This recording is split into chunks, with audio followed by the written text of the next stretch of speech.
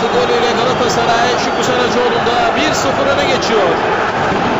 25. dakikada geldi bu penaltı golü ve Burak da bu sezon 23. golünü, ligdeki 23. golünü böyle attı. Ve karşılaşmada 33. dakika Hamit bu pozisyonda faul bekledi. Oyun devam etti. Pierre Webo sağ çizgide Gökhan'ı böyle görüyor. Ceza alanına sokuluyor.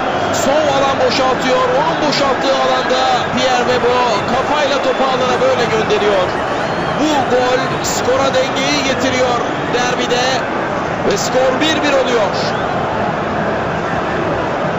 Bu golden 3 dakika sonra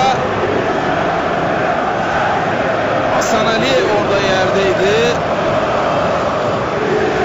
İşte Fenerbahçeli futbolcuların gol sevinci. Bu golden 3 dakika sonra Emre Çakır ara pası, şimdi Pierre Webo yine ayağını soktu.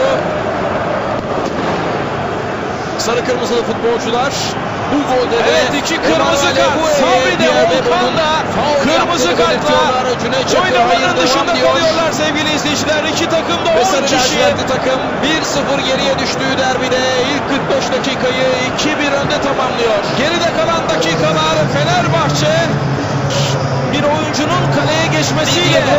Gökhan Gönül burada topa elle müdahale edince işte olayın başladığı sevgili izleyiciler penaltı noktasını gösteriyor.